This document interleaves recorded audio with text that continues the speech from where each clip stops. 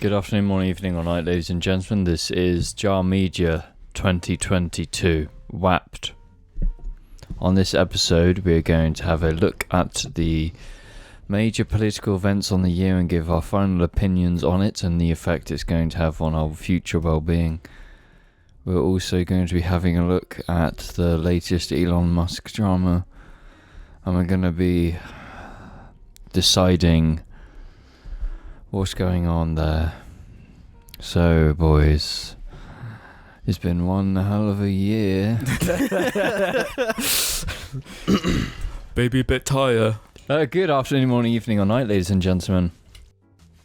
It is the end of 2020, and as tradition goes, The Andor. Call of Duty Black Ops. What's happening? You can't swear anymore either. This is all to be edited out. Anyway. Good afternoon, morning, evening, or night, ladies and gentlemen, and welcome to this episode of the Jar Media Podcast, episode 30.6. Well, we've gone back. Well, not 30.6, but like 30 space 6.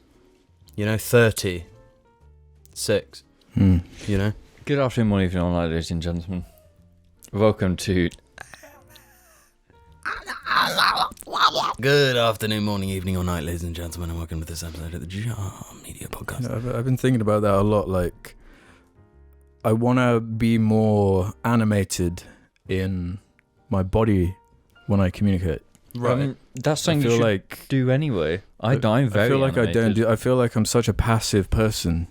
I feel like it would be kind of a fun juxtaposition to be like really animated with my body, but like keep the vocals and stuff. How would you go about being this is more animated? It's kind of like a reprogramming kind of thing, you know. No, you just You got to kind of build it up, you know. You're going away somewhere over the next 3 months where body language is kind of like normal there when you away speak. for 3 months. In Really? 3 months. So you need to just observe people. Body there. language is normal there. Yeah, Really? Europe, Italy, Spain, Portugal. Yeah, You're very emotive with your body when you use talk. body language, yeah. They reveal their bodies. Yeah, strip naked. This is just argy. Well, I don't know if you guys said it, but this is episode this is episode 306. It's either year end or year beginning, depending on your perspective. We're recording at year end, but I think it'll be going up New Year. Yeah, it'll be going up the beginning of the year. The beginning of freshy. On the 2nd. 202. 3. I'm your host Alex, joined by Jim and James. I want to thank the Jar Media Patreons that make the audio version possible and get their names read out in the first or second week of every month. It will be next episode, seeing as we're still in December as we are recording this right now. Yeah, so that's another year for the books. James, Which book? if one thing defined your 2022, what was it? Anything. What comes to your mind? Warhammer 40k. Okay, It's Jim. just generally straight up. What about you, Jim? 2022. Probably the ocean. So someone else has been watching Avatar a few times then? No, I've just seen the ocean many more times this year. And monkeys. True, yeah. I was jealous of you seeing those monkeys. Gotta be real. Yeah. Mine is probably just utter political disarray. That's probably my... Yeah, that's quite... Yeah, no, that's a really good one, actually. Like, the cost of living. Misery. Yeah. Yeah. Yeah, just the UK going into chaos. But not the good kind of chaos. Well, no, we've just dragged the whole country down to our level. Us three independently. We've finally done it. We've sandbagged the country. Yeah, we crashed the economy. I mean, normally what we do is like kind of wrap up the year with some of our favourite artistic expressions. No, but it's not just artistical expressions. It's also how our year's been for ourselves, and you know what were our strengths and how we're going to go into 2023. There's more to us than just our interests. I'm very glad this year is over because one of the worst years ever, personally, for me. Bro, you're saying that when we came out 2020 and 21. Yeah, well, they were also awful. Then why was this year awful comparison to them? Like, where's this accusation coming from? I guess just sort of just reaching like a personal low point. Like such a low point where like some serious work needed to be done to get out of that low point. Mm. You know? Do you feel yourself coming out of this low point? I think so, yeah. Yeah, because, but it's been rough since like June, so. Yeah, I mean, this is the nice thing about a New Year's, even though like technically, it's just another day. Yeah, and there is no like we're stepping through some portal, like. We're not coming out of the Avengers Endgame portal. Yeah, we're not launching out the Puss in Boots portal. Or the Mario portal, or the Spider-Verse portal? The Spider-Verse portal into some new realm. It's just like... Maybe that's what defined 2022 was portals. Yeah. Well, that might define 2023. True, We can't say yet. Yeah. But it feels like the way the brain works, like categorizing stuff, it's like fresh beginning. You know, just the chance... The time you give yourself to be like, I'm gonna change this one little bit. A new leaf. A new page. Yeah. You know? Like the page of a Game of Thrones book. Why'd you bring up Game of Thrones, man? You're just making me sad again. Yeah, so I'm the only one who's like prepared like a list. Well, no, but I consume so much media and I remember all of it in intricate details that I don't need a list. So, I mean, I reckon we should just start with movies. What do you reckon? Okay. What do you reckon? So I feel like there'll be a lot of crossover, to be honest. Yeah. Let me start. Yeah, let's start with the movies. Just a little warning that there might be little spoilers here and there for stuff we bring up. So just keep that in mind. And if we mention a title of something, just skip ahead or something. I'll have time codes or whatever for when they're appropriate. But I want to start with Everything Everywhere All at Once. My movie of the year. Just like a movie that connected with me in a way that almost did bring me out of a slump itself.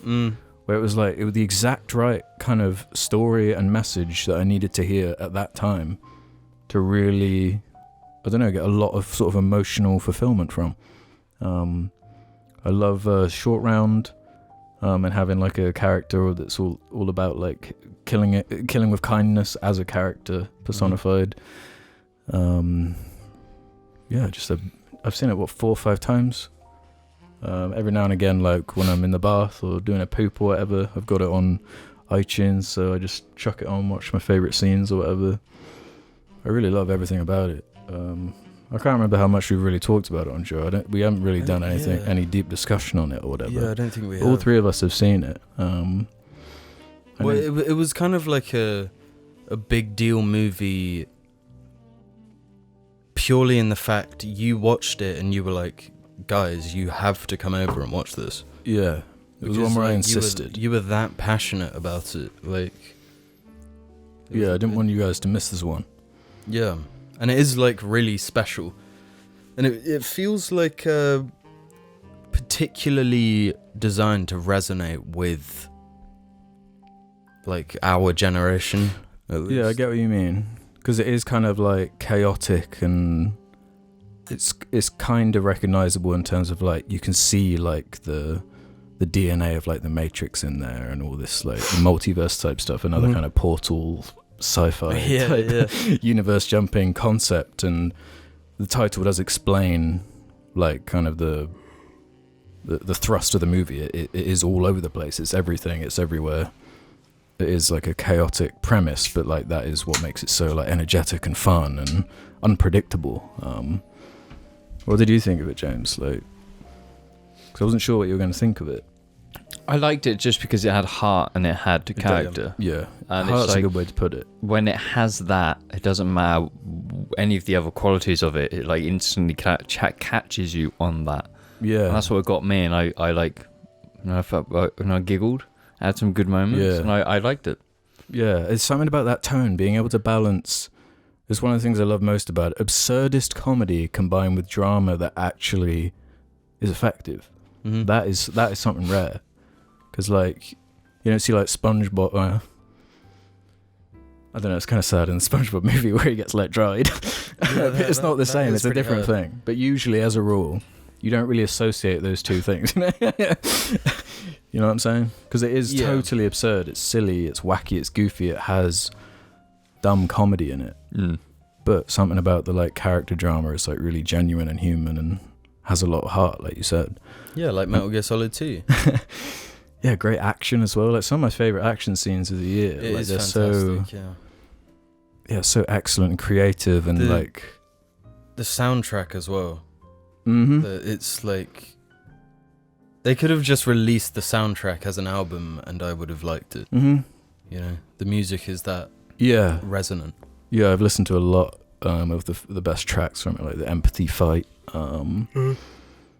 Yeah, the music that's playing towards the beginning where she's in the laundromat and it's all like just perfectly synced and it's just the blocking so good and it's just so energetic and fun and I love it so much. Yeah, that was a special movie for me, especially with like the villain being like nihilism, basically. Yeah. Being a metaphor for that kind of hopelessness. It was like, after COVID and after the last few years of like just misery, it just seemed, just the exact right message that needed to be put out there. Fresh air. Yeah. It's funny observing like, because it's got such like universal appeal / acclaim. It started turning into like oh really? Mm-hmm. Like this. Prove it. Yeah. And then when people hear that, they like go in with the challenged kind of, really, this is the movie everyone's saying this about? But whatever. It's too good, man. That was definitely a standout for me. My favorite that I've seen. There's still a few big ones I've yet to like check out, but I'd be surprised because it's almost like it was made for me. You know, just everything I would want, even though I could never really imagine this kind of how you'd even really write or especially edit something like this together and make it actually work. So yeah, absolutely amazing. The Batman. Mm-hmm. That's what I was going to bring up. We've talked about it on Jar, but I've not watched it outside of the first viewing I had of it, but I love that. I like that movie a hell of a lot when I watched it. Have you seen it again, Jim? Or have you seen it the once? I saw it twice at the cinema. Did you? Yeah, because I was jazzed on this movie. It's it has like problems. Yeah. Mostly in like the plot department. There's some bits and that the pacing. It's really long. Yeah, it's like silly long. But that doesn't bother me. I can see it bothering like a lot of people. But I'm just happy to sit and just like absorb Batman into my eyes. It's like it reminded me of why I loved Batman to begin with. Yeah, same. That kind of opening scene where it's just like establishing Gotham. It shows that alleyway with the music and it's all just this like implied story. It's really cool. I love that kind of stuff. Yeah, but also the arc Batman has, which was like the movie starts with like what Batman is to people currently. And the arc of the movie is like Batman becoming what he was from like the animated series. Yeah. And I think that's a really awesome take on it. And when the movie starts transitioning into like that message becomes clear, that's when I like truly fell. I'm not sure I understand. That's when I like truly fell in love with it. It was also cool how they kind of reinvented him visually, like cinematically. I mean, like his costume, the vehicles he drives, is kind of year one inspired, isn't it? Kind of early Batman. Yeah. I really like Robert Pattinson. Yeah, he's probably the biggest shocker from the movie. Because it's like I'd already turned on him as an actor, like, from the Twilight days. It was like, he's the Twilight guy. Did you not see LSD in a Bottle movie?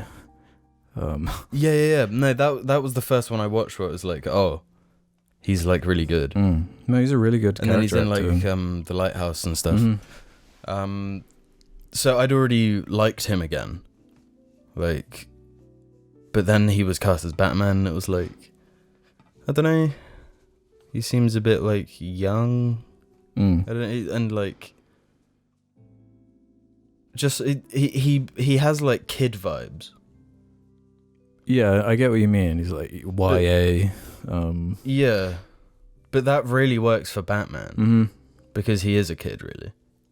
Yeah, and I like that he's kind of a bit like he's kind of his early days, like when he's escaping from the LAPD or whatever, and like his suit's like really like basic, and he like glides and like smacks into a lamp or whatever. Yeah, he like hits into a bus or something. Yeah, and on the flip side though, to Everything Everywhere, the soundtrack isn't very good. Yeah, it's a bit grating. It's more like kind of repetitive. That's the issue. It doesn't like use the theme sparingly to make it a moment. It just puts it in everywhere. Yeah, it keeps, every scene. Yeah. It's kind of an overuse thing. But I do like it though. Yeah, like it's a good theme, but it's just like oversaturated. No, I totally get what you mean. Yeah, I enjoyed that. Hopefully, I'd like to see like just a cool trilogy where they pick like the right villains. They keep like a consistent, like Batman has a good arc over the three of them. There's something good going on. It's got like notes of the Nolan thing where it's taking itself really seriously and it's like grounded, and it doesn't have them all. It doesn't have like Clayface and Killer Croc and which it should. That's what the third one should be. Killer Croc. Do you think so? 100%. Bring out the Killer Croc. Yeah, Dave Bautista, Killer Croc. I wonder if they're gonna do like Court of Owls for the sequel. Because I feel like you are kind of limited with the grounded thing because so many of the villains are dumb as hell. Like really, well, not dumb. Like, you know what I mean? Like silly. Yeah. Like Mr. Freeze. People say they want to see Mr. Freeze next, but I'm thinking like, how do you actually do that in a grounded way? Because like the penguin. The Colin Farrell penguin is like, there's nothing really.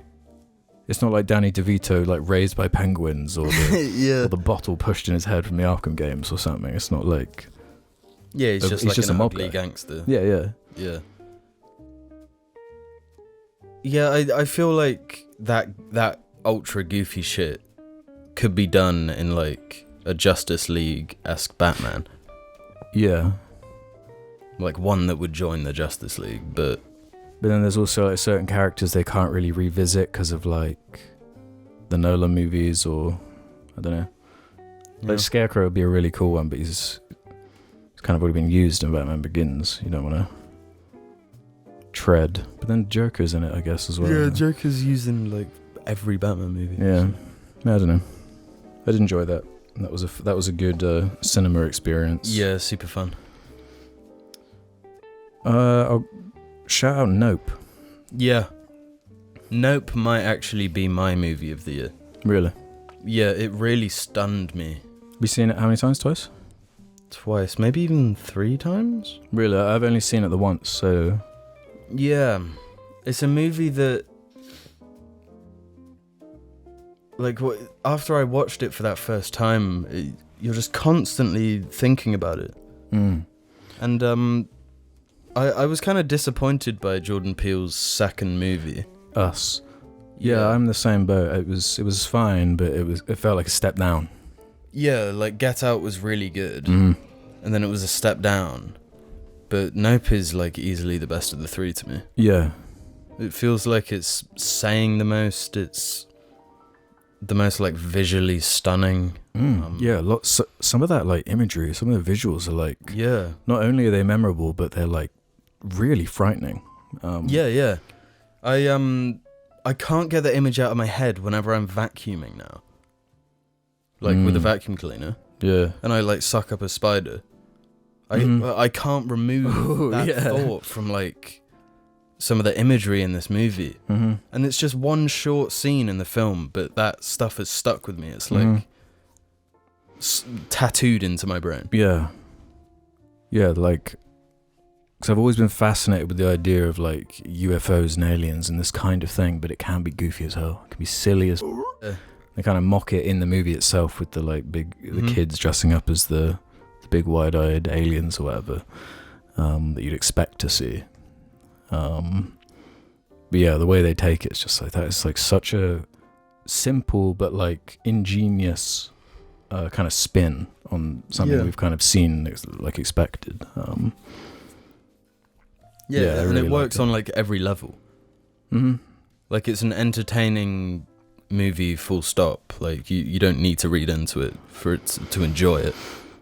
Yeah, but then there's a lot to read into. And then there's like a layer and a layer and a layer and a layer. Yeah. And all the like theories and just all the like exploitation themes, the way cinema itself is like commented on, it's documenting things, and it's it was a big win, that one for me. Really like the main character too. He's such a kind of understated actor, but it really works when he's cast right. The Northman. Shout out The Northman. It wasn't a commercial success, but like a proper like myth, like put to the screen. Yeah, I don't think you can put it into words better than that. Like it is just like a myth. It looks, sounds, gives you that like. Yeah, it's based on the man that inspired Hamlet, like the story of Hamlet. But yeah, just like the look of it, just the Eggers style, like it really. Yeah, I'm glad to see it on that kind of the scale. Like I wasn't really expecting to see that from him, considering like the bottle movie Lighthouse thing. The Witch is like really low budget, so Northman was like. Even though it was like a flop or whatever, I'm glad we actually got to see it. Yeah, like you can't take it away now. Yeah, we at least got that as like a nice reward, and it's like we're constantly complaining. Like we watched like a montage of all these like trailers of movies that are coming out, and so like Cocaine Bear and in all these sequels in Marvel movies and superhero movies and shit. Like this is the kind of thing you want to support and see as much as possible. Yeah, really good. Quick shout out to the Guillermo del Toro Pinocchio that kind of recently came out. I've always been a big stop motion fan, and like recency bias aside, like I haven't seen stop motion this like smooth. Like it's really impressive. I thought it was like beautiful, and all the character designs, and he turns the Pinocchio story, which is like kind of it's really strange and kind of like, and then he does a show, and then there's like a donkey place and an amusement park, and then there's nothing that really binds it, but he kind of turns it into a myth and makes it so like the whole he's not alive, so every time Pinocchio like dies in the movie, he's kind of taken to this realm where there's this kind of like god character that keeps bringing him back because he's not a real boy. And it's like has this whole mythos and all the like creatures and stuff. It's really cool. It's a really interesting take. Yeah. No, it's definitely worth a watch. And because one of the best and worst movies of the year were both Pinocchio movies. Yeah, I was just looking at the ones I reviewed. I'll bring that up in a bit. I had a whole list of like, I don't know what it was about this year in particular, but I feel like I absorbed a lot less stuff than normal. But the things I did were like, I really went deep into like a smaller group of things as opposed to like a broad thing. But I do have a list of like, I just named it shout out to shit. So I'll do that at the end after we've done the good stuff. I want to shout out Men as well. I'm the only one here that's seen it, so I won't stay long on it. Just a disturbing horror movie. I know it's like controversial. A lot of people don't like it. But I found it really creepy. I'm a big fan of Annihilation, Ex Machina. I find like fertility god, like ancient, creepy stuff like that. Just a weird, disturbing idea to me, like myth type stuff like that just really gets under my skin. Has like a insane ending that I'll never forget. If you like unique, weird A24 horror, check that one out, because like... Yeah, I really like his other movies. Mm-hmm. It's one of those kind of Marmite movies, but if it connects with you, it will like really connect with you.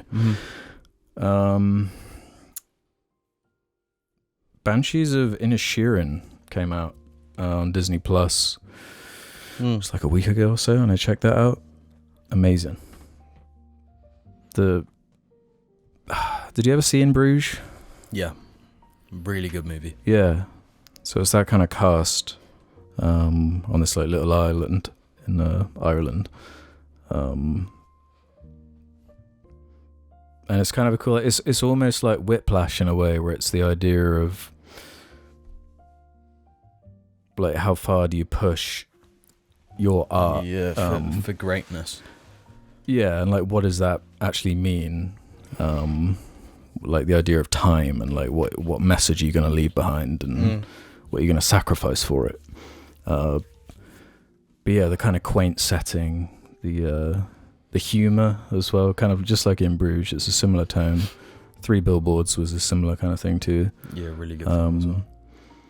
Yeah, just a great original drama with really good characters, really good writing, and I love when there's like a conflict that's in the background of a movie.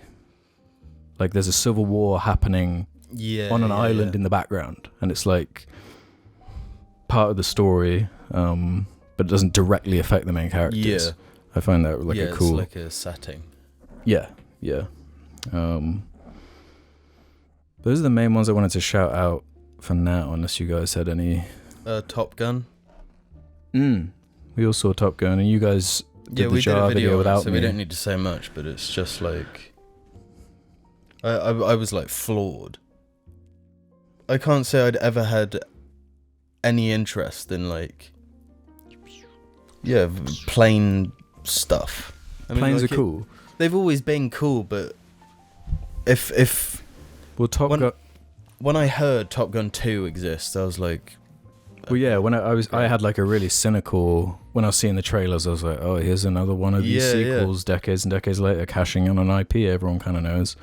But yeah, it kind of ate my words on that one. Yeah, Tom Cruise is like dedicated to actually like giving you an experience and showing you stuff you can't see.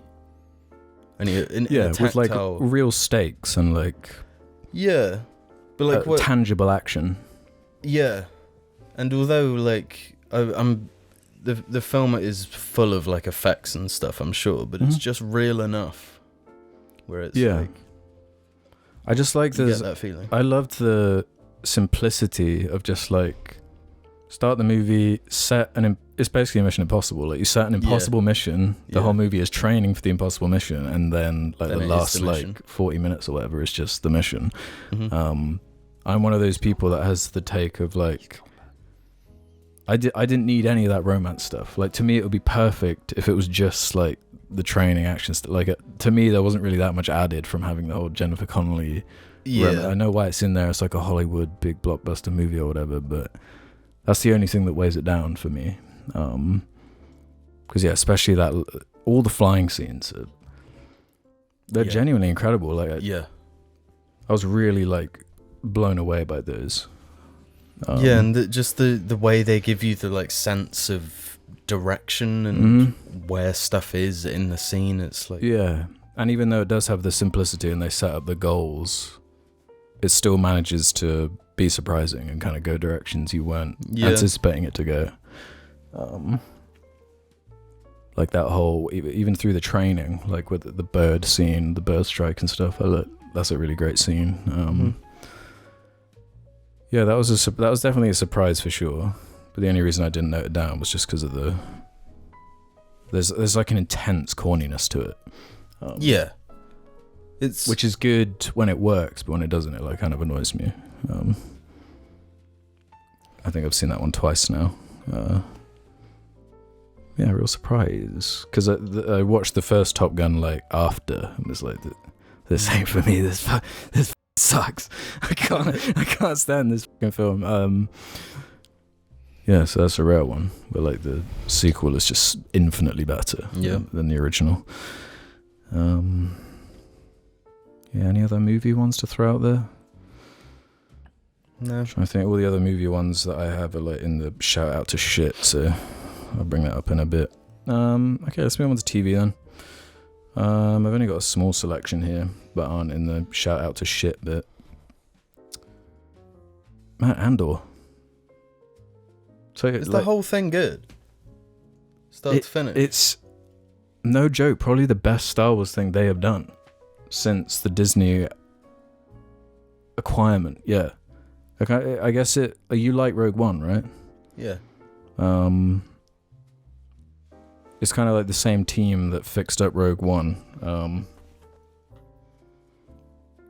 But just the approach, like it's actually got like character writing that is almost too good to be in a Star Wars movie, where it's almost like this is almost like misplaced because we're so used to like the schlock, like the Obi-Wan show, like that's kind of what we've come to expect. Like there's so much like shit in it, and then it's like, oh, I wish that scene wasn't in it. I wish that dumb thing didn't just happen. Oh, that was a baffling choice. Why'd you do that?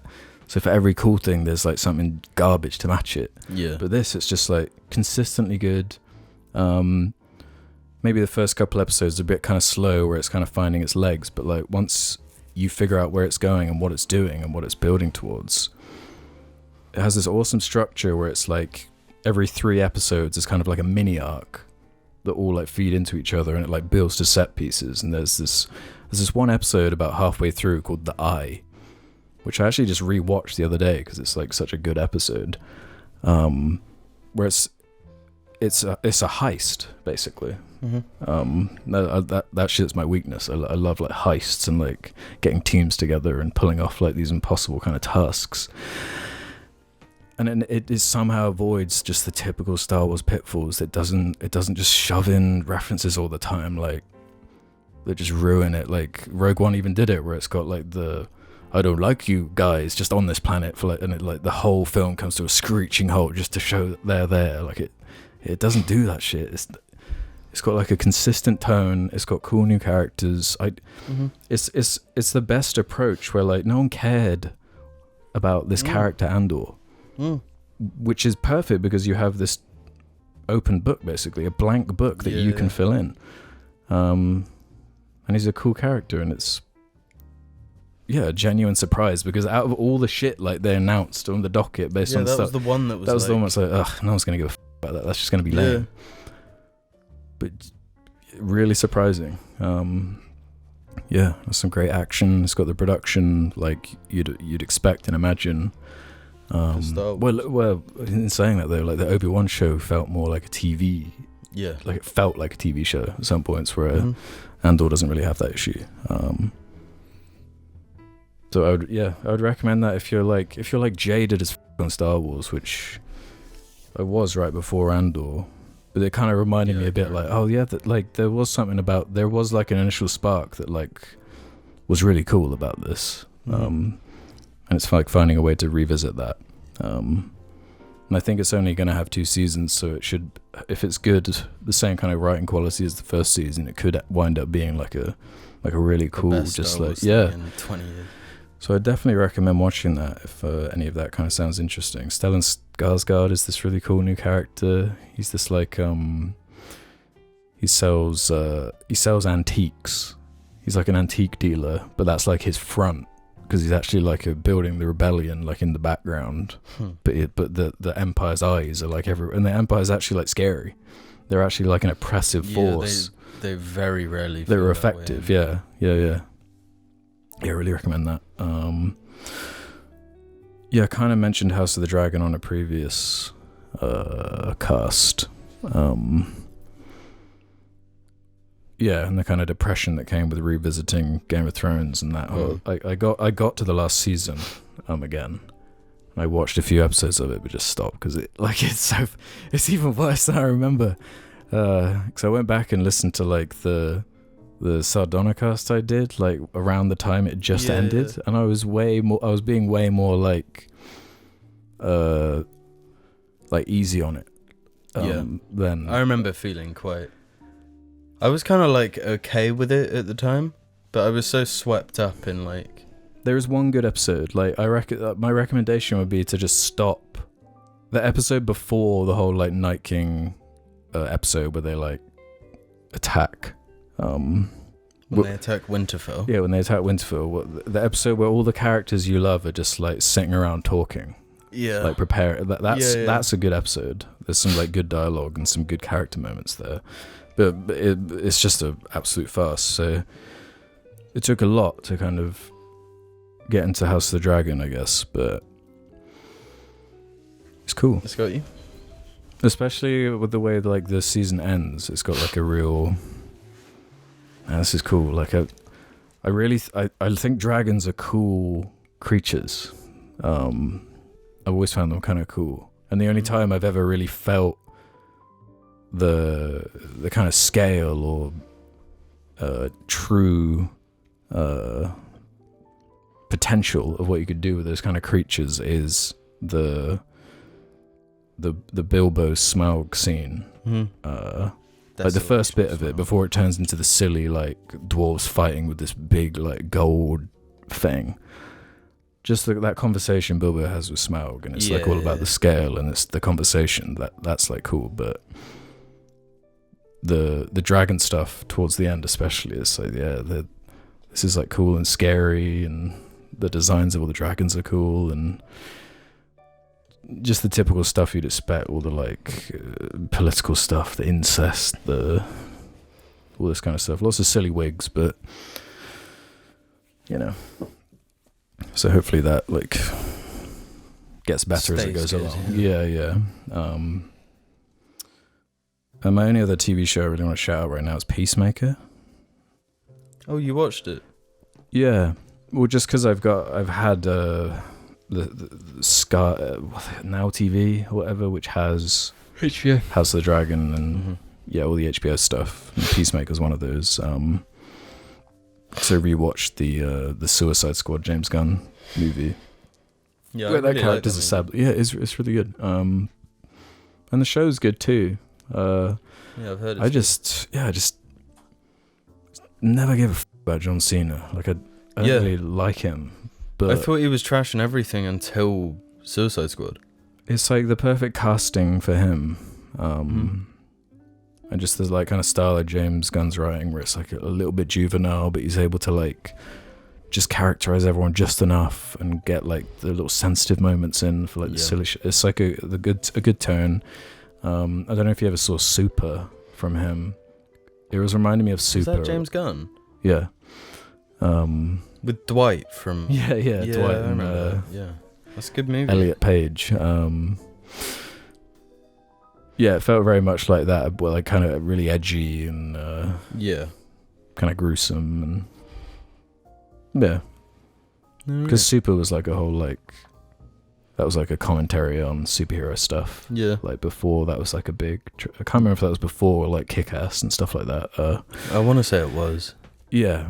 I did enjoy it. It's got James Gunn's humor can be like quite hit or miss sometimes. Like it can go like a little bit too far. But I think I like it more than I don't. Yeah, it was pretty good. The only TV show I can think of that I watched was Cyberpunk. Edgerunners. Yeah. Edgerunners. Yeah. Edgerunners. Edgerunners is really good. It is really good. It's like, it's just full anime, like... Trigger. It's just Trigger. Yeah, like overly dramatic, like... Yeah, I forgot to note that down, actually. because I was like trying to. It's like really difficult to actually remember a bunch of the stuff. Like, Yeah. it's easy with like movies because I just log it all on Letterboxd or Yeah. Even Spotify or whatever. You can kind of track the album. It's a bit easier, but with stuff like that, I'd completely forgotten about that. Yeah, Edgerunners is a shout. Yeah, it was fantastic, and it got me back into the video game. It gave me the It got me into the game. for like 5 minutes. But yeah, it made me realize like this, because the universe is based on like this dice rolling, like D&D type game. The board game. Yeah. But that universe that was created for that is actually like super cool and super versatile, and that's the thing I like most. The central hook's like really good in Edgerunners. I really like that. Yeah. And it's just like got at least one sick bit per episode. Yeah, I like all the like action animation and and it's like classic over the top, like overly characterful characters. Yeah. Well, if we're done with TV, I think it's game time. Which again, I've only got a small selection myself. Yeah, I got like 3. Because I was looking, I like went on my Xbox True Achievement stats, because that's where I played Elden Ring. I played it on PC and Xbox Series X or whatever. But Elden Ring is definitely probably the piece of content I've sunk the most pure time into.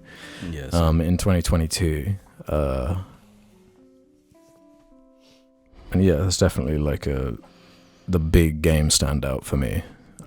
Yeah, and it is like an event. It will go down in gamer history.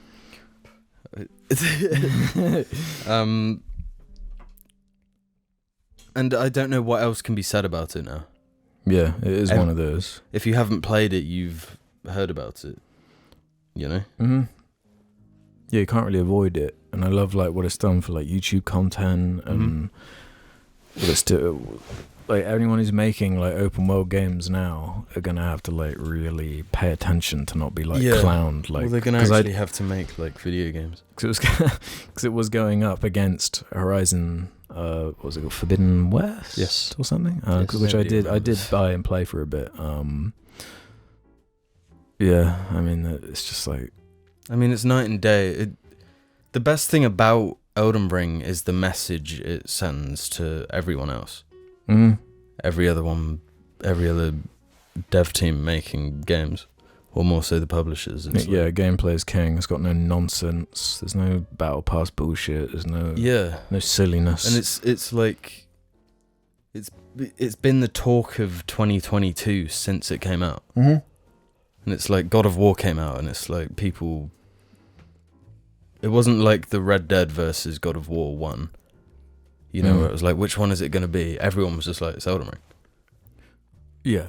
Yeah, as much as I like Ragnarok, like it's no competition in my mind. I think I've finished Elden Ring 4 times. Yeah. I did it 3 times on Series X and once on PC. Yeah, on Steam.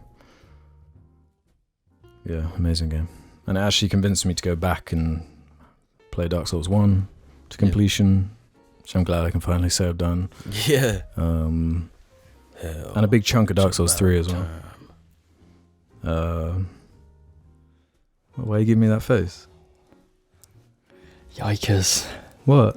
What's yikers? Yikers, bro. Well, you can't say that and then not say it. What? You know what I'm yikers over? No, I literally don't. Oh yeah, we'll get to that. Yeah, seeing as you mentioned God of War, I do want to say like how good it is, because I finished it a few weeks back. it's just everything improved basically from the first game. Yeah, I definitely want to play it, but because the first one's on PC, I feel like I can be pretty comfortable in assuming that the sequel will come. You'd hope so, right? In 2 years. Yeah. Yeah, and I can wait, you know? Yeah, just again with the...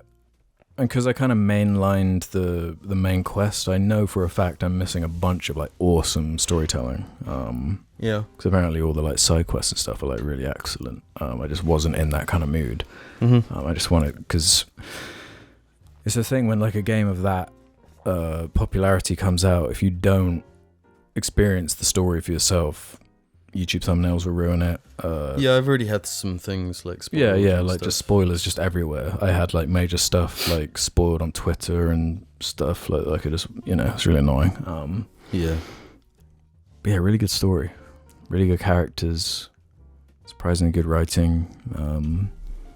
Mechanically really fun, the stuff they add and kind of change. It's like just enough. Like I wouldn't really want another one of these. I think the decision to make it a 2-part thing, perfect. That's all you need. Yeah, cool scale. Really like the main character. It's got its issues. It's got its problems. Some of the Atreus stuff I didn't really like, but overall, like really positive, really good. I did note down the Witch Queen, simply because I spent so much time with it. And in the vacuum of Destiny 2, it's the best content they've released for it, probably, as far as a campaign is concerned. What about including Destiny 1? I mean, probably, yeah. It's definitely the best campaign they've ever made, for sure. It felt almost, not quite, almost like an old Bungie thing, where it's like, well, you kind of do have the capacity to like just make like a campaign again. Yeah. So they're almost getting to like Halo 1 quality. They're almost back. Yeah. No, it's just the Skinner box in just so manipulative, the like whole design. And like yeah. Cause I'm still like on like the Destiny subreddit and shit. Like I'll see the posts and stuff, and it's just like you see people like saying like, man, like I'm just getting tired of doing all these challenges and things. And the comments just like, bro, you need to take a break. Just stop playing. That's an option. Like that's the like I was so addicted to Destiny 1, and I was that person that was like tuning in like at the reset every week and like doing all the checklist shit. But I've done that checklist shit in games for so long now that just does nothing for me. Like it's fried my brain. Like my dopamine release is just like gone with that kind of like it. Yeah. Especially because it's like actually impossible to like, if you actually wanted to get like everything in the game and like collect everything and do everything, it would be like, I don't know how the fuck you would even do it at this point, So I guess they've got that like core audience of people who are like in, and they're always in, and they do everything, and they're waiting for every little tiny. Yeah, they're all in, like. Yeah, like I used to be, because I know exactly what that was like. But there's just too much of fuckery going on for me to ever care about it in that way, I think, ever again, especially with how bad like the monetization and like the store is. And they released this like on Epic Games, they released the 20th anniversary like Bungie pack. You get it for free if you downloaded Destiny 2 on Epic Games. You just got it for free. But you can only, it's like a 20 quid like pack thing, which I refused to buy because it seemed just so like just not worth it. I played that a bit, and my main takeaway was just like, I'm glad I didn't buy this, man. I don't know why this couldn't have just been like in the season pass or something, but yeah, I'm very curious about where that game goes, because I feel like the live service thing is getting, I don't know, more and more competitive and tough and tired. Yeah. Speaking of live services, Modern Warfare 2, baby. I didn't want to bring up Modern Warfare 2. I didn't want to, because I can't. If I buy COD, it is all. It's There's everything. Nothing, yeah. It is everything. COD has completely ruined my life. So since I got that first Modern Warfare 2, it's just been downhill from there, and I am hooked in again. I said on this very show, I'm not buying COD. I'm not going to do it. No, refuse to. No, and here I am. That's why I said the whole time. So, yeah. But We know it's But fun. I want to say that it's also not a good game. And it doesn't deserve to be praised because there's so many problems with it. No, but you've It's been saying not- this the whole time. It's not true. No, but You're it is. lying. No. But it You're is. lying. There's so many problems with Ground War. The fact that there's just Yeah, but it's sniper all, meta. why is it all you play then? If it's Because Battlefield is so bad. It's like Battlefield gives me this much dopamine. Ground War gives me that. But because Battlefield's so bad, I don't get any from why it. So aren't you playing Battlefield 1 then? I've got to have that small amount of dopamine. Nah, dude. But like, are you saying that because you prefer Battlefield? Yeah, no, Battlefield does Ground War better than COD. There's a very But specific I mean, you're not thing even with- playing like the COD thing. That's only in one COD. game mode, though. No, but that's the Yes. thing with this COD. It's like There's a lot of actual there's content. the campaign, which is like, you know, it's got some fun gameplay going on. The difficulties are. They Yeah, did. They're That's just COD. terribly normal. designed. That's normal. But then there's like the normal multi, which has a decent amount of game modes. Then there's Ground War. Then there's Invasion, which is Ground War with like AI as well. Then there's DMZ, which is tied in with Warzone, and there's different, like just from release. There's like A bunch of different content. but even in just Warzone, you can do like squads of 1, squads of 2, squads of 3, squads of 4, and like no other battle royale has that. And that's just the COD Battle Royale, and then there's co-op in the game as well. And there's all this stuff, and then there's like a million things to level up, and all these unlockables. And then you buy the Battle Pass, and you're unlocking even more shit. Mhm. There is a reason that like the Fortnite has no chance against COD because there's not those unlockable systems. You don't go in the game and have all this variety. It's just Fortnite and skins. But COD has so much going for it that even if you hate it and you hate it so much, you buy it and then there's always some good, there's always some nuggets. Skins. But like the gameplay for me, because I did this exact thing with Titanfall 2 as well. Like I work out what guns I like and what guns I don't like. And then I start at my least favourite guns And then it's just like a play reward. multiplayer and level every gun up. From worst to best. Really? Yeah. See, I have the total inverse approach. I'll be like, that thing sucks. I'm never going to use that. No, I'll but use you the can't- shotgun but you bullet. get bored, they've bro. kind of forced you though. They So force this you. is kind of a Forced me thing to with- shit, bro. No, in Modern Warfare 2, if you want to play the game, because if you want to unlock a certain site, you Which have is to level up a X certain gun to a certain level. So if you want to get, for every other gun, if you want to get a fully good gun setup, and you better start you've got to getting the level up guns. everything. But they've done it in such a way where guns level up way faster now. Yeah, no. So what is that like a design thing to try and get you to use the sandbox instead of Yes. just using Yeah. Yeah, because COD But has a it's- problem of just people use meta. Yeah, People yeah, just yeah. pick the best Yeah. guns and that's it. But like, now there's like, you got to use this shit. There's at guns. least incentive to use other stuff. But it's given me like discoveries, like weapons I thought I'd never like. I end up having like the most fun with, and then I use the gun I expect I'm gonna love, and it's trash. That's cool. I've sank a lot of time into COD, Yeah, and I will complain about it, but But the gameplay, the moment-to-moment gameplay, it's COD. it's solid. There's a reason why like it's beyond it's the COD. best-selling game ever. There's a reason why it sells the same amount every year, and it's just everyone only cares about COD. God of War is great. They're not going to be talking about it in 2 months' time, but they're still going to be talking about COD. It's Well, yeah, constant. that's kind COD's of a constant. That's kind of the thing where it's like, as Sony, they invest like 200-300 million in making a God of War Ragnarok, which they can sell one time. Maybe it's got a special edition, and then it ends. Whereas with something like, it's just never-ending cash with that fucking franchise. Like, it's so addictive. Which makes it unbelievable though that they're doing every 2 years a COD is coming out. they've cut it.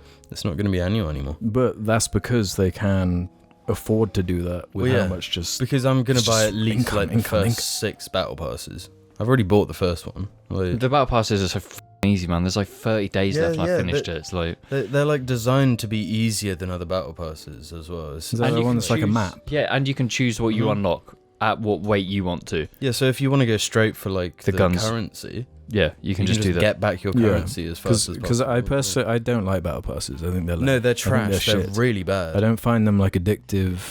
Like, I feel like it's much worse than just having some kind of choice in the matter. But I think this COD system is not perfect, but battle passes shouldn't be just like this is what you unlock at these levels. It should just be you get coins and you choose what you unlock, because then you're getting the most on the battle pass, so that even if you don't complete it, you're still getting the content you want from it. That's how battle passes should be, and COD's at least taking a step to be different and to do different. Even then, just the whole FOMO-ness of it. Like they expire, like you gotta like grind and shit. Yeah, I can't be dealing with it after a certain point. And someone else here also loves COD. Mr. I don't like COD, I just find it all disgusting and all this military stuff. Alex literally, we started playing Warzone, and Alex was the only reason we started doing well. It's because Alex will jump in, say nothing, double kill people with only fists, and we're just like, what the f*** are you doing, bro? What are you doing? And you just don't say anything, you're just like, here. As you get triple kill with only your fists. Well, I guess it's why it's such a success again and again. Like you could hand it to a freshly born human child, and you'd get a fucking kill streak probably. Have you any more games to play? Because I've got a few more. I've only got one more to shout out, which is Apex. Because I did sink a lot of time in 2022. I did as well. It was my second most played game of the year. It was also my most played game of the year. Really? But it's dead at the moment. The latest character, the new map, it didn't really resonate with me. Well, it's what we were saying with Destiny. It's the live service thing where they're like, oh, it's shit at the moment. Oh, okay, it's good. Oh, it's shit. Yeah. The thing, again, like COD, I can always rely on with Apex is the game feel, though. No, that's what got me in. Was like it feels like the skill ceiling is like something like I want to get like better. I want to get rid of this because it feels so good. It's actually like cool, and with the momentum mechanics with and I understand the sandbox, and it's like I'm much better at like COD. I'm way better at Apex than I am COD. Really? I would like to mention for games, Total Warhammer 3. You played that a lot, haven't you? I did, because I got into the Total War franchise like last year, and having recently got more into Warhammer in general. I played a lot of it, and it is just like a properly good game if you want to sink like months into on this one save where you're like hard difficulty. Like I tried a bunch of different characters and having a great fun with it. It's just the main problem with it is that to get the best experience you've got when 1 and all the DLC, 2 and all the DLC, and 3 and all the DLC. So it's like if you want the best actual. So you can play 1 and 2 within 3. Yeah. Wow. Which is that is so good because it's cool. Like it's continuing all the content you bought, but it's like for the widest thing you do have to drop like a 70, 80 quid. Surely that's tens of hours of like potential content. Yes, you can only play that game and that's it for a year, easy. Wow. Because it's like every character, there's like 4 different characters per faction, and they all play differently. But yeah, great game. It's like Civ. It has that Civ hook where it's like, oh, the next turn, and then it's like 2 a.m. or like the next turn. It's got that Civ hook, and I haven't played Civ this year at all. I've not touched Civ this year at all, which is I have recently, yeah. But then I'd also like to praise, but also understand that it's not the best, and that's Darktide. And I'd actually mention Vermintide on that as well, but Darktide, the new like Left 4 Dead Warhammer game, the core is there. The core is a diamond. Gameplay, yeah. But it's in the worth. They need to fix it. They need to just. It's not even so much about fixing. It's just like broadening their horizons. Yeah, it's just adding and just polishing a bit. With it. Yeah, like the netcode and everything can be pretty bad. But the core, it doesn't run. It runs atrociously. But like, the gameplay is awesome. Fucking amazing. The universe is amazing. Yeah, like, the atmosphere is spot on. The soundtrack is the greatest soundtrack of the year, no doubt. Nothing comes close. It just needs to be better. And I played the most of it in the beta stage, and I had such a fun time. It does what it does so well. It just needs a bit of It's just the same story with so many AAA games where it's like, well, but they're just not wait a AAA. year. They're not AAA though. It's a £30 game. Yeah, is it? it's not full price. It's not full price. So like, I'd say in that it's kind of a regard- AAA like franchise though. Yes. You'd expect more Yeah. from it being. no, Have no, a you don't. think You don't about- expect good games from Warhammer. Really? Yeah, the majority of Warhammer games are crap. Yeah, 'cause there's awful. like 6 million. Yeah, Are and there there's actually? there's Mechanicus. I know nothing about Warhammer. That like both. There's One Hand is the good Warhammer games. That's how bad they are. So this coming out being a bit shit is like, oh, a Warhammer game that's a bit shit. We have Surprise. Vermintide, exact same Yeah. story. Apart from I think that was full price. and I don't worse, think it right? It was. had the whole pack thing. It Yeah. did. I suppose this yeah. one's got the store issues. And The store is only cosmetic though. I'm sick of that though, man. That No, I know, but I They mean, haven't got- you still unlock cosmetics like just by Yeah. playing the game. But I do understand that they need to The- make money, so it's yeah. not bad. But, But the entire progression of Vermintide when it came out was packs. yeah, Like that was, it still is, yeah. but you just can't buy them anymore, or Yeah. however it works. but we bought Vermintide like last year, where we played it for like a few days and we kind of left it. It wasn't the best at that time when we played it, but we came back to this year with a vengeance because we like sunk completely in, and like but picking up Vermintide now, actually a really Yeah, really good awesome. experience.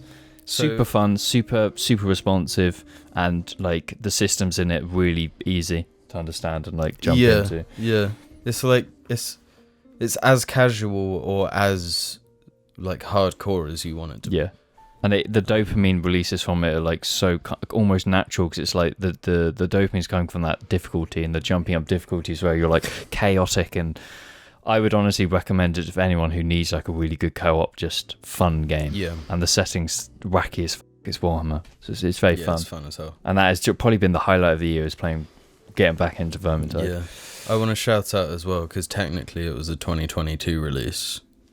Marvel's Spider-Man on PC. True. Have you played that a lot? Yeah, I played the whole game and all the DLCs. The DLCs aren't very good. But yeah, that was kind of the vibe I got. Because like, I remember when those were coming out, I was like half tempted. Yeah, No, because way. the main game, holy guacamole, that like it's amazing, start to finish. The main story is like, mwah, chef's I kiss. love what they did with Doc Ock. Yeah. Yeah, and like all the other villains in the game, and then it goes into the DLC, and it's like, Was that issue Doesn't where feel like very that you gotta important. save enough for like the true sequels, but yeah, you gotta do Yeah. like just enough to make it interesting. But yeah, yeah, and they don't do anything fresh with the gameplay really, and whenever they try to, it just kind of falls on its face. Yeah, and the new face. Speaking of faces, Oh, yeah, that his is new weird, isn't face it? Is quite weird. I much preferred the original. yeah, face. yeah. It just like worked better to me. But Really strange decision. I don't like that. That's like a thing you can just do. Like, yeah, patch out like it's almost like gaslighting in a way. It's like, no, I remember that's not what it Yeah. was. and it's like every single thing. It'll be like a photo frame, like in the corner of a scene that has a picture of Peter. His face has changed, and it's like, yeah, this is Peter, right? This is the guy I remember. Yeah, It's yeah. like, no, he. Because it's the same voice performance, isn't it? It's like Yeah. all the same. Yeah. There must have been some like technical reason why they I had to do that. I have no idea, but like his new face, it looks like less animated. Like it doesn't emote quite as much. Yeah. It's No, much because he had like the more- big wide eyes originally, and it was yeah, quite and he expressive. was really expressive. He had a super expressive face, Mhm. but now it's like, I don't know. Yeah, because Um, I think it was this year I played Miles Morales. Yeah. Which, yeah, it's nowhere near as good as Spider-Man. It feels more like a filler type thing. But I hope they do more Miles because I really like that character. Yeah, I really like Miles. But yeah, Marvel's Spider-Man is a masterpiece. Unless you count the DLC. It's weird how more content can actually make something worse. Yeah. No indie games. I'm just realizing that we haven't mentioned a single indie game. Yeah. Elden Ring ruined it for I've Elden spent Ring, so much time in Elden Ring. I'm just like it obliterated everything else. And then Modern Warfare 2 comes out, and it's like, well, I actually hate to think how much time I've spent in Elden Ring. It's probably hundreds of hours. Like just on Xbox, on that tracker thing, it said I think it was 180 hours or something on Elden Ring. Yeah, Getting every achievement 100% thing. Yeah. I'm quite curious about like Penitent. And have you seen anything about that? It's like an ode to the old Zelda games, where you're like a little fox thing. That looks quite good. Do you not know what I'm talking about? The one that's out. Yeah, it's been out for a while. Oh, okay. I think it's on Game Pass. I can't remember. Yeah, We might have to start speedfiring this shit, boys. There's just I don't know what it is. It just feels like the onslaught of content. Like it's just impossible to keep up with. You know? Yeah, it is. And when I prioritize like FromSoft, and then they drop Elden Ring, and it's like, well, the biggest one yet. Like it's the huge map. Like okay, so I'm gonna play that for 3 months, and then like with work and stuff, that gets extended to like 6 months, mm-hmm. and then like you finally get around to starting something else. Because like I bought Hitman 3. Oh yeah. I haven't even done the first level. Because when you buy Hitman 3, if you own Hitman 2 and 1, that's right. It like combines it into one package. So I started again from Hitman 1 and played through all of Hitman 1, got into Hitman 2, mm-hmm. and then like Modern Warfare 3 came out, or Elden Ring came out, and I was like, well, yeah. there goes that. So I guess Hitman's technically indie now, because yeah, Square Enix let it go. Yeah, somehow. they I don't know how that worked, but yeah. That's because a lot of the games I was excited for, including the indie stuff, just wound up like in the review roundups, just didn't sound like they were that good. Like I was quite excited for Callisto Protocol. Yeah, that seems a bit kind of. I watched the Skill Up review where he was talking about like the combat's like the same thing every time, and like you can just like hold dodge and stuff. It's all like melee based or something. I don't know. It doesn't seem that good. And that other game that looked like Alien. You're like in this weird goo gunge world and everything's like I can't remember what it's called. Oh yeah, Scorn. Yeah. I thought that looked interesting, but it just didn't seem to really come together. It's more like an art installation than a game, you know, like a concept. Yeah, it was just like, we have all this concept art, let's make it 3D, and you are able to move around it. Mm-hmm. And like obscure puzzles and stuff like that. Yeah, and then it's just like disgusting. I like hate that game. Really? It's so gross. That's what drew me to it. I was like, this is like awesome. No, because and cool I was and really drawn to it. I was watching like lore videos and all this stuff. This game I'd never even heard of. Yeah. But it's just that type of shit that makes you feel sick. It's horrible. That's what I'm looking for from media. That's kind of most of the games for me. I really love playing Dark Souls 1. Before we get on to music, I've barely watched any movies or anything, but I feel like I have to because this content is so vast. It surpasses everything, and that's Lutin09's YouTube channel, and that's Warhammer videos. We're talking an hour and a half of lore videos. Yeah, 1.5 hour long, just on one subject, and there's hundreds of them. So that's why I've not watched anything, because I'm deep in just lore videos. Yeah, like this is the year of lore videos. I've never been sucked in by any universe's lore as much. That's becoming a thing for me now. Is like it's not just like the movie or the game. It is the Elden Ring lore. It is the Clone Wars lore. It is all I love going in as deep as humanly possible. Like I don't even really care that much about Avatar, but I was like trying to find lore. Like it's become like this thing now where I'm like, and I was searching for it just the other day, and it's like, man, there's like a real lack of like Avatar lore. Like what's going on? Like where's the Avatar? Where's the Vati video of like Avatar lore? I guess it's just James Cameron. No, because when I went to go see it a second time, like I downloaded, because I got YouTube Premium or whatever, downloaded the like one Avatar lore video, and I was like listening to it on the drive to like get right in the mood and everything. I don't know, I'm just like a lore freak, you know? Yeah, generally, if something doesn't have lore, I can't. Yeah, what's the point? COD has lore. COD has so much lore now because it's all It's overlapping. got, It's a heaps fucking of mess. lore now. Lore, like Fortnite has lore. Yeah. Everything needs lore. Yeah. No, because that's what, like, when I was like watching Game of Thrones again, I was like always on the like Game of Thrones wiki, like going into the lore. So, You gotta I love that stuff. Yeah, and like with God of War Ragnarok, it was like going down the not just the lore Norse of the lore. game, but the actual Norse mythology, and like because that's part of the fun is like how they spin the actual like Norse kind of myths. Yeah, it's always like a cool way to delve deeper. How do you guys want to approach music? Because We can probably quickfire this shit, bro. Look. yeah, I just prepared a few things that kind of defined my 2022 as far as music's Well, concerned. we've also talked about our Spotify We Wrapped. talked about That's- Wrapped, so it's- but it didn't. My Wrapped didn't have a lot of this stuff in it. So I don't know. A lot of this you'll probably have, Jim. To be honest, I mentioned on that last cast that Underworld was definitely my like band of the year, but I didn't actually specifically mention because I don't know if we prefaced it earlier that these wrap-ups, they don't necessarily have to be content that was released in 2022. It's just things that define our personal 2022s. So Underworld released Juanita 2022, just a single, really good. But I'd like delved into their whole discography.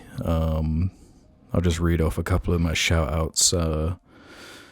100 Days Off, that whole album is amazing. Shout outs being 2 Months Off, which you mentioned before, Trim, and Solar System.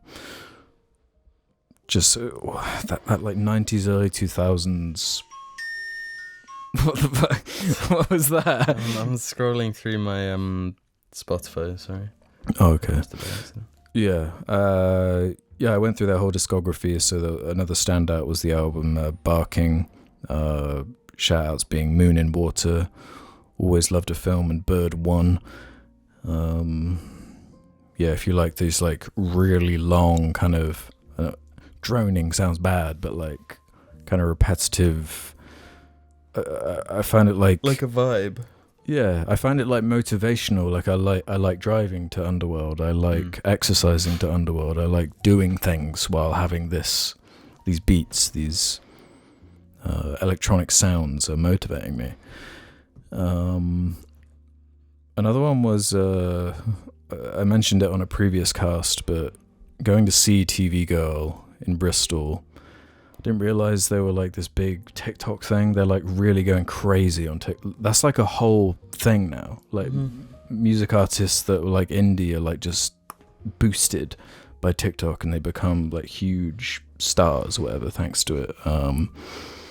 But yeah, I've been obsessed with this. It's an older album, French Exit. The songs The Getaway and Birds Don't Sing stood out in particular to me. Fear of the Dawn, Jack White. Awesome. Really solid, really strong album. My standouts were Heidi Ho, Taking Me Back, and Heidi Ho. See, I thought you didn't like that song. No, I was just listening to it the other day and was like, yeah, this is... It rocks. Yeah, it does rock. But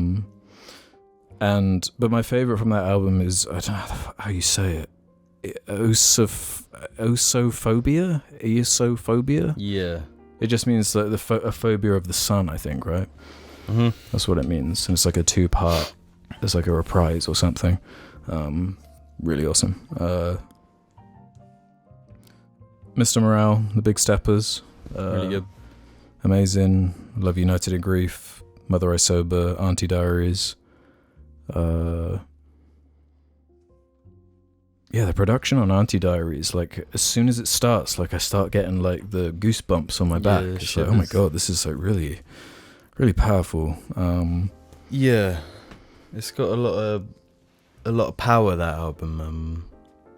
Thematically and yeah, I think we were talking about it the other day when we were driving home from Christmas. Driving home from Christmas. Yeah, but it just feels like there's always something interesting going on in that album, like production-wise, lyrically, like it's. And it really felt like the one where it's raw, man. It's like Kendrick being raw, being vulnerable. Yeah, there was none of the like showboating and sort of, because we were saying like it doesn't have like that like humble kind of that one that's going to get 1 billion plays type thing. Another shout out though, one of the guys from Stranger Things releases music. I don't really care about Stranger Things, but this music's kind of up my alley. Who is it though? What's he called? What the fuck is his character called? Is it the guy that's new in the latest season? No, he's in it the whole time. He's one of the like core cast members. Yeah. He's got the big hair, like kind of like a mullet. With the funny teeth. No. He's not one of the kids. He's like the older guy who has the relationship with the sister character. Which one? The Coke one or the... Not the Coke one. The baseball bat one. The baseball bat one. Yeah. I can't remember the... He makes music. Yeah. He's in Free Guy. Yeah, the guy from Free Guy. Yeah. It's an album called Decide by DJO. Yeah, I was just kind of surprised by like how good it was. Okay. Couple of shout out. I like the tracks "Fool" and "On and On." "On and On" is about like algorithms and how addicted they are and stuff. And how they wrote Stranger Things. And my final shout out is I mentioned King Gizzard and the Lizard Wizard semi recently, and the album did come out in 2021, but Butterfly 3000 is like connecting with me. I got in with this track, Interior People. It's just something about. I never usually use my like Discover Weekly thing, but just this one time, this one moment, I just happened to go on it, and it was like, oh. Because I've had a few tracks of theirs before, but it like was never. I'm gonna like go down and listen to Gizzard. But I feel like. But then you did. But they are machines. They released 4 albums in 2022. Jesus. So that's quite intimidating. And it's like all like different sounds, different kind of genres. So I feel like I need like a Gizzard expert to kind of guide me like through it in a way. But sort of thing. Yeah, like a bibliothèque sort of thing. Yeah. I want to shout out for me this year. I mean, it was one of my most played bands was Low Raw. And the lead singer of Low Raw passed this year. And with the type of music that they've always made, and with him passing, especially with the latest album that came out last year, it's been strangely like resonant emotionally, like this indie band that I discovered through Death Stranding, and then just became like obsessed with for a bit, and then I keep thinking about that game. I want to think about jumping in. You should before. Like that's another one of my like gamer like big gaps is Kojima games. Like I've never really. What the fuck? You're saying it's cringe that he hasn't done it like in a Solid phase. Well, talk about lore. MGS. Yeah, MGS has the lore, man. Well, yeah. No, it's more the commentary side that I really like. So I don't know. Maybe one day. Okay, so he's a genius, baby. This is the year where I've probably found my actual music taste, like my style, I guess. But one of the main artists who Discover is a Park Hye Jin. Discovered her music, and the album Before I Die is from 2021. Especially just great. It's like perfect chill music. Good for driving. Samurai. play Cyberpunk, and Samurai is literally going to be my top artist for next year. 100%. Every day I'm listening to it like 10 times. Samurai is just amazing. Obviously, it's by Refused, the not Norwegian, like Swedish punk band. And then KMFDM, which I was wearing a shirt, their merch last episode. Industrial, man, I love it. I can't get over it. And I'm seeing them live next year, so I'm super, super hyped about that. But they've been probably the recurrent artist of the last few months. And they've got too many good albums and songs to list any of them. All right. Yeah, I only said because I just prepared a bunch of it earlier and I was just scrolling through. If we want to round this out, then I got this section shout out to shit because I'd like to start off with Elden Ring.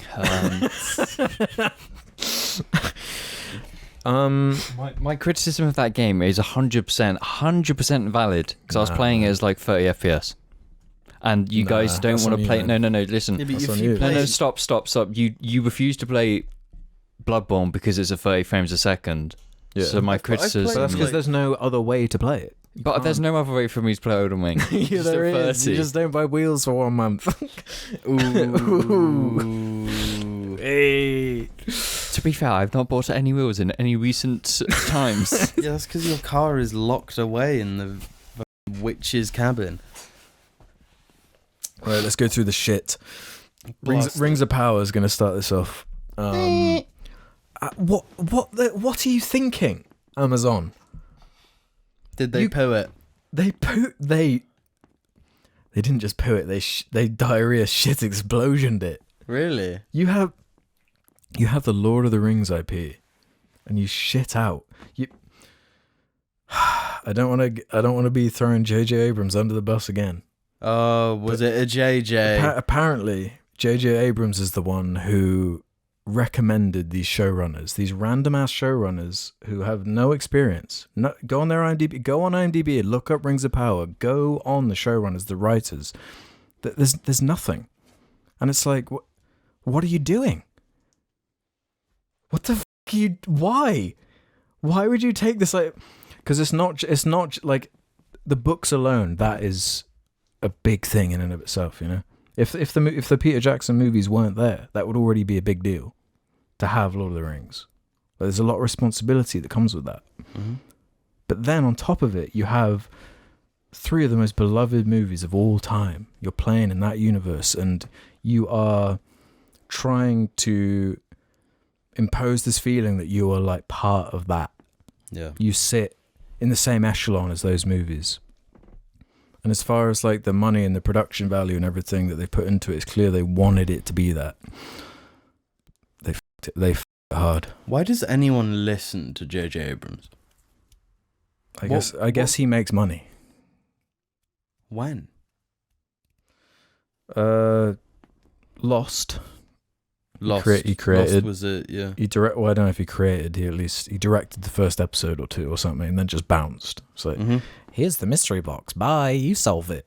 Yeah. And then he did the same with Star Wars, and then he did the Star Trek movies, which were like dumb and fun, but Star Trek fans were like, "This is what are you doing? Like, you're dumbing.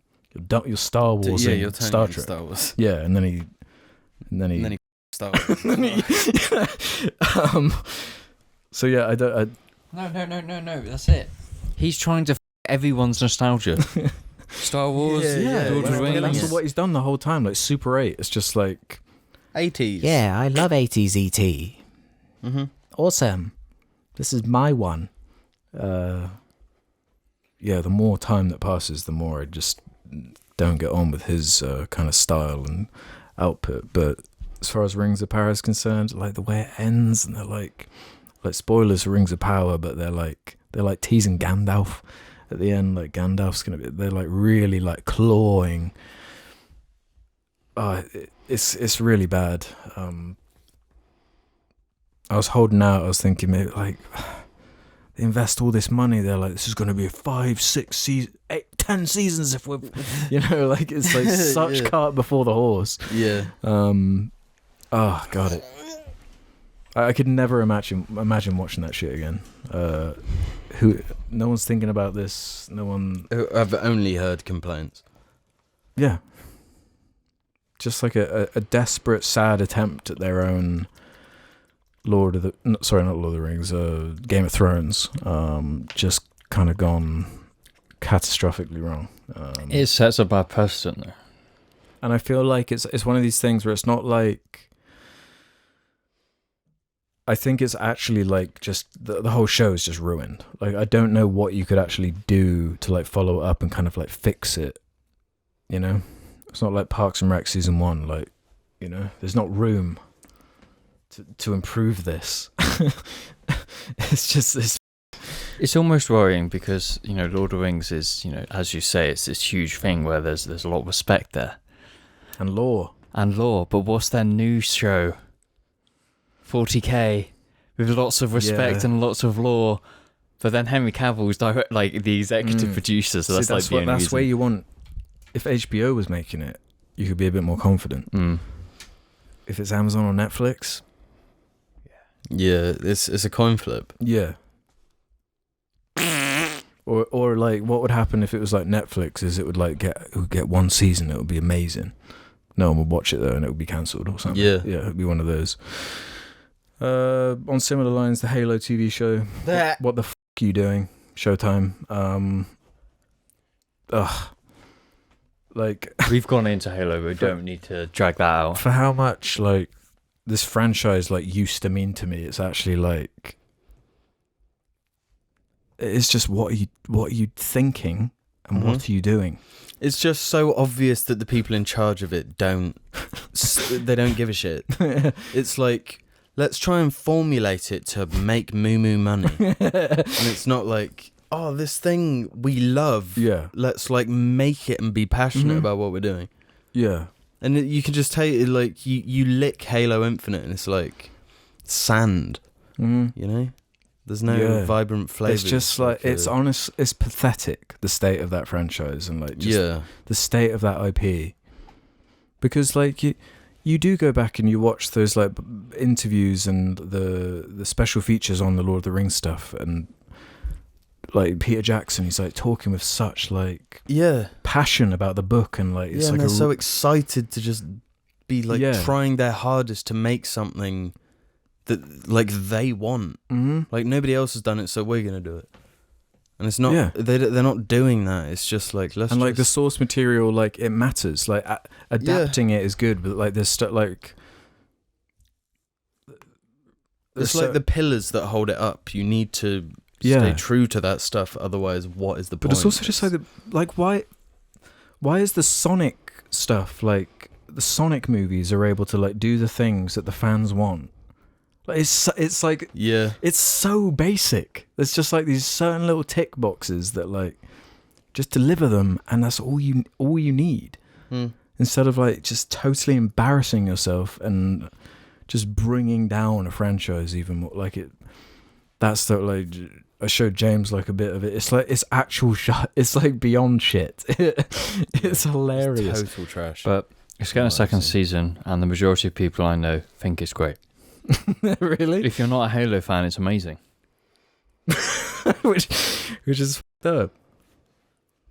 It's so wrong. We kind of alluded to it earlier, but the Robert Zemeckis Pinocchio. Yeah, that's like a masterpiece in shite. It's kind of like paralyzingly shit. Yeah, it's like he like did Castaway. Right? He did Castaway, Forrest Gump. The Back to the Future trilogy. Yes, like what? And then you can't even like take on Pinocchio. Yeah. Well, it's like everything I was saying about that Guillermo one, where it's like you take this fresh idea. You spin it in a way and you make it your own thing. Where this just felt like exactly like that bullshit Lion King movie, or these remakes. It's actually like I hate the Lion King. I hate the Jungle Book, like the remake ones. I hate all of those. But this one is like this one that it almost feels like they're embarrassed of.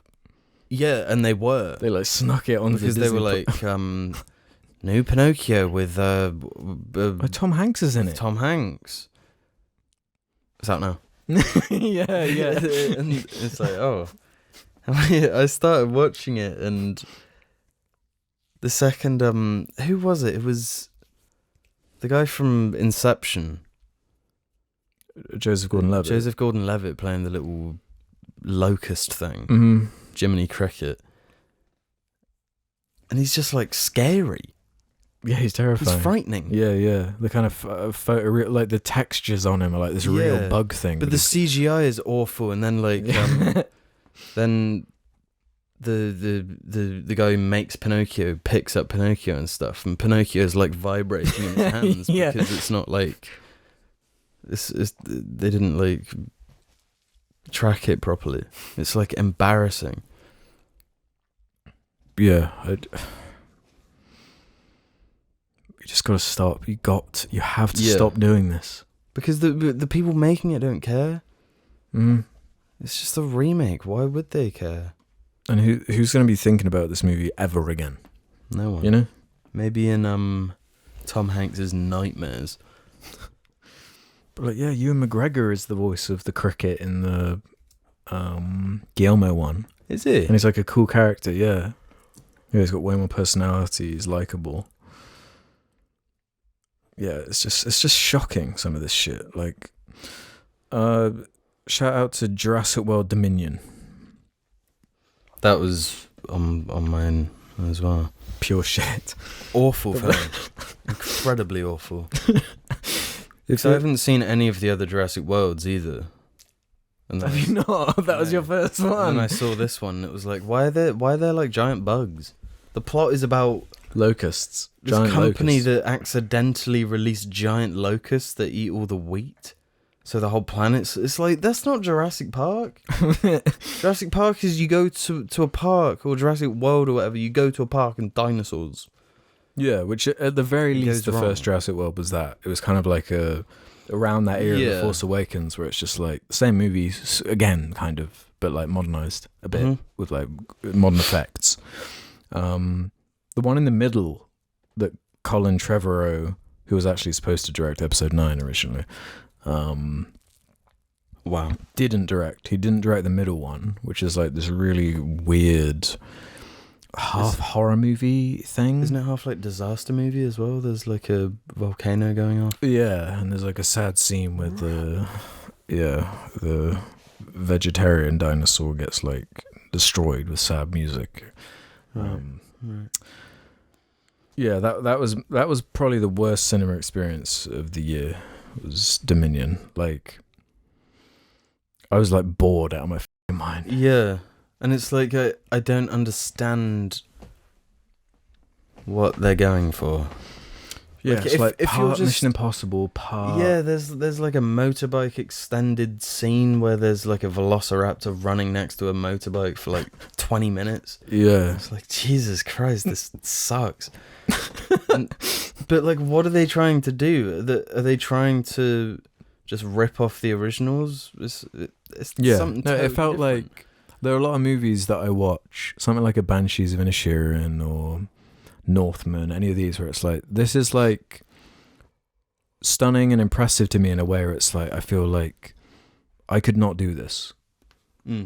Jurassic World Dominion, I could confidently say I could easily do a better job. You know, but like, it's the type of thing that where like when you're a kid and you're like playing Star Wars in like as a kid in the play area at school. It's like the same story. It's like if you're playing Jurassic Park, this is the shit a 10-year-old would come up with. But but it's the nostalgia thing, man. That's what really gets me. They tried to Force Awakens it, you know. They bring back Laura Dern, they bring back Sam Neill, and it's just like sad. Got nothing to do. That was miserable. Similarly, Lightyear, miserable. Yeah, trash film. Didn't even finish it. Like, really? To infinity. Again, just like why? Just leave it alone. Toy Story 4 was dog shit enough. yeah. Why do they have to poo on the poo? Yeah, they're so far deep, they're pooing on poo. Yeah. that like maybe one of the most generic movies ever. That Lightyear movie. It's like so uninventive, so fucking boring. So just like it just goes nowhere. There's nothing about it. It feels like a kid who's really into Buzz Lightyear being like, let's play Buzz Lightyear in the playground. But I'd rather watch that than that fucking film. Yeah, I'd rather pretend to be Buzz Lightyear right now and run around for an hour and a half and have to watch an hour and a half of that trash. It was really boring. Yeah, a lot of like awful Disney content actually. Like the Rescue Rangers was fucking abysmal. Just taking the meta like self-awareness to like just like, oh my god, just give it a rest. Just stop it. You have to stop doing this. Thor: Love and Thunder. Watched that on Disney Plus a few months ago. I was big on Taika Waititi, man. I was big. I love Boy. The vampire one. Mm-hmm. These are like great movies. Yeah, like the cute Wilder People. Yeah, Hunt for the Wilder People. These are like fun, cute movies. And even Thor Ragnarok. It's got its issues. Like the villain sucks, and that side of it sucks, but it's fine. It's like an okay movie. But this was. I was commenting earlier how like bad a lot of Marvel movies look, and how like green screeny, just studio space they always look. They look like so fake and bad. Like this one was like really bad. There's an early action scene with the Guardians of the Galaxy, and it's like shocking. Really? It's awful. Is it just James Gunn who can deal with these characters? I suppose they were fine in like the Avengers, but it just felt like this is wrong. And like this tonal thing where they bring that character Jane back. Yeah. And she has cancer, like a really serious, like sad thing. Mm-hmm. But it's like balanced against this like absurdist comedy that like really doesn't take itself seriously at all, and everything's just a joke, and it's just all improv comedy all the time. Yeah, it's like nothing matters. They pushed it just too far. Yeah, just the wrong combo of characters, like the wrong story, just everything about it like just was not working. Just ultra generic, ultra forgettable. Yeah, Marvel like was really bad actually, like for the most part. Like She-Hulk as well. Like, yeah. Everything they've done in this past year, trash. Yeah. Well, you like Doctor Strange though, right? That was alright. Yeah, I like Doctor Strange. It was okay, but it's not. It's just like fine. It's not like it's all fine. Yeah, there's nothing that's like. It's fun and silly. It's like a Sam Raimi. Funny. Yeah, that was the enjoyment I got. Was just Sam Raimi directing a Marvel movie is kind of funny. That isn't an MCU movie, not just Marvel. I guess my final. Actually, no, I got two more. That horror movie Smile. I saw it on Halloween. Oh wow! Oh yeah, you did. Yeah. Yeah. I don't know. I'm like really picky with like certain horror movies.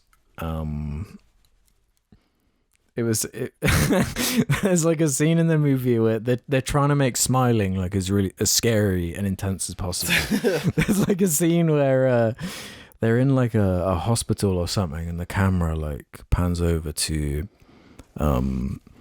like in hospitals they have like the faces sometimes of like. There's the happy face, there's the sad face, there's the like which one are you feeling type thing, which do you point at, and the camera like goes over to the smile as if to be like the smile's the scary bit. And it's just like so stupid, so silly. The smile is literally like we're designed to not be scared of a smile. Well, I get the idea of like trying to make something that's supposed to be like a positive good thing into something that's scary. But like so many creepypastas, they have the whatever character, or whatever, has a big smile dog. yeah, you know, but that's like an exaggerated to a point. You know, if it's just like a picture of someone smiling, it's not very scary. Yeah. Well, like if there's someone smiling with like dead eyes, that is kind of creepy. You know. Like it could be creepy. Yeah. You know. But it's like just the typical like just jump scares around every corner, like the stupid story, and as soon as it starts getting interesting, like it ends just garbage, man. Just absolute shite. Huge success though, I think, because it had like a huge marketing campaign. Like people in baseball stadiums like paid to like stand in the crowd and smile so they could be on the big screen or whatever, you know. Yeah, just stupid. And finally, Uncharted. Jesus Christ, man! I hate that movie, and I've not even seen it. I don't like Mark Wahlberg. I can't with Mark Wahlberg. I can't. He sucks. He sucks on his own, right?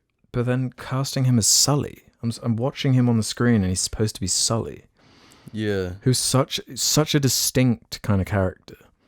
Yeah. And just not a single thing about him was like that character. Even in like the after credits tease where they give him a mustache and stuff, it's just like, nah, fuck you. This shit sucks, Venom director. This sucks. Was it? Yeah. And even Tom Holland, like, it's just wrong. It's not. Yeah. Yeah, he's not Nathan Drake. And adapting like the set pieces in the Uncharted games only really work to me because they're in a video game. Mm-hmm. They're kind of taking like the Indiana Jones action scenes and taking it to that next level. It's like so over the top, so silly. Yeah, and you can believe it because it's a video game. A video game, and you're controlling it, and that's what makes it different to those Indiana Jones movies. It makes it fun. Yeah. So when you're in like the final action scene, and it's like helicopters or planes or something like carrying boats, pirate ships, right? carrying pirate ships and like swinging them around, and it's like the most like, it's almost like Fast and Furious level of just like this is so fucking stupid, this is so dumb, and you clearly don't care about any of this, and it's so just like just using like little bits of imagery and stuff that you know from like the games. Like there is the plane scene where he like falls out the plane. And it's like, but they take it to the next level of stupid because it's not. They can't just do what happened in the game. It has to be like even dumber, even more extreme. But I know that's one like some people like it made loads of money, and there's going to be like a whole franchise of these like awful films now. But Tom Holland was chatting bare shit though before it came out. Yeah, he was. He basically said he hated being in it. Yeah, he was basically saying that like he doesn't really understand like who Nathan Drake is or like what. Are you saying Tom Holland isn't a gamer? Well, he was saying it like, yeah, it was all about like my shirt off with my glistening muscles. It was all about looking cool. And Yeah. Nothing to do with actual like. Garbo, man. Yeah. I'll never watch it. Yeah, please don't. It's made enough money. Yeah, that was painful to sit through. That's the majority of stuff I wanted to kind of bring up and shout out there. Yeah, awful year. Yeah, terrible year. The worst year of my life. Yeah. The best year of my life. It's always a challenge trying to come up with like a good way to end these, you know? We're all here. Just literally it, that's all you need to say. We're all here. We're all here. We are all here. We're not dead yet. We're here and we're not dead yet, that's what James said. We are all here and we're not dead. I got a piss, bro. Go Yeah. piss then. You've been recording for an hour and 40 minutes. Yeah, these ones are always long, man. Well, I hope you enjoyed. Let us know your picks of things from the year, if it was good or bad or whatever. Let me know why I'm wrong about things. We'll see you on the next episode. Happy New Year!